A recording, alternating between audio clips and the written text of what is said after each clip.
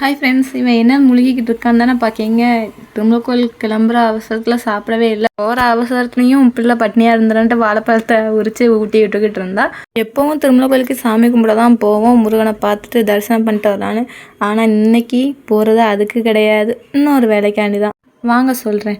என்னன்னா 2025 தொடங்கினதுலேருந்து துலாம் ராசி முன்னேற போகிறாங்க, அது பண்ண போகிறாங்க, இது பண்ண போகிறாங்கன்ட்டு ரீல்ஸில் ஃபுல்லாக அதுதான் வந்துட்டு இருந்துச்சு. நம்ம கொஞ்சம் ஜாதகத்தில் கொஞ்சம் அதிகமாக பார்க்குறனால என்னடா நமக்கு இன்னும் ஒன்றுமே நடக்கலையே, நமக்கு இது வரைக்கும் ஒன்றும் நடந்த கிடையாது, சரி இப்போ என்ன நடக்கும் அப்படின்னு யோசிச்சுக்கிட்டு இருக்கையில தான் டக்குன்னு எங்கள் வீட்டுக்கு ஒரு ஃபார்ம் வந்துச்சு. என்னென்னா திருமலை கோயிலேருந்து பணம் கட்டுறதுக்காண்டி. ஆமாம், எங்கள் உள்ளூர் தோப்பு நாங்கள் குத்தகைக்கு எடுத்திருக்கோம்.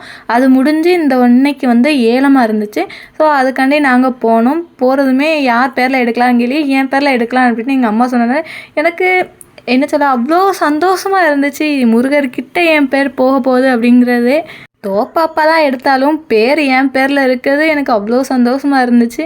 முருகர்கிட்ட என் பேர் இருக்குது அப்படின்னு போய் உட்காந்ததான் ஆஃபீஸர் வர லேட் ஆயிடுச்சு. ஸோ என் குட்டிக்கு பசிச்சனால வீட்டில் சாப்பிட்டான், இருந்தாலும் திருப்பி காப்பி பசிச்சிருச்சு. நாங்கள் ஒரு காப்பி வடை எல்லாம் சாப்பிட்டுட்டு வெயிட் பண்ணிக்கிட்டு இருந்தோம். நான் முன்ன பின்ன ஏலத்துக்குலாம் போனதே கிடையாது. வெளில பார்த்தா அவ்வளோ கூட்டம், எல்லாத்துக்குமே கேமராலேருந்து எல்லாத்துக்குமே இன்னைக்கு தான் ஏலம்னு வச்சுருக்காங்க. நிறைய பேர் வந்திருந்தாங்க. எங்கள் அம்மா சாப்பாடு நடக்கிறத பார்த்துட்டு வாங்க போய் சாப்பிடலாம் அப்படின்னு இழுத்துட்டு போனால், ஆனால் டோக்கன் முடிஞ்சிருச்சு. உள்ளே வேலை பார்க்குறவங்க நமக்கு தெரிஞ்சவங்க உள்ளூர்காரங்க அப்படிங்கிறதுனால உள்ளே போய் நம்மளும் சாப்பிட உட்காந்தாச்சு. உள்ளே போனோடனே சாம்பார், மோர், ரசம், அடுத்த ஒரு கூட்டு எல்லாம் இருந்துச்சு. நம்மளுக்கு கொஞ்சம் தொண்டை வலினால சாம்பார் வாங்காமல் மோர் ஊற்றி சாப்பிடுன்ட்டு மோர் ஊற்றி சாப்பிட்டுட்டு இருந்தேன். இப்படி சாப்பிட்டுட்டு இருக்கையில தான் பழைய ஞாபகம்லாம் வந்துச்சு. திருமலை கோயிலுக்கு வந்தாலே சாம்பார் சாதம் தான். அப்பா அப்படி இருக்கும்.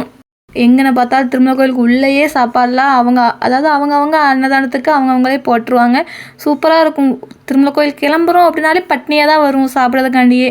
இப்போ சாப்பிடவே முடியலை. ரொம்ப மிஸ் பண்ணேன் அந்த சாப்பாடெலாம். ஓகே பாய், நெக்ஸ்ட் வீடியோவில் பார்க்கலாம்.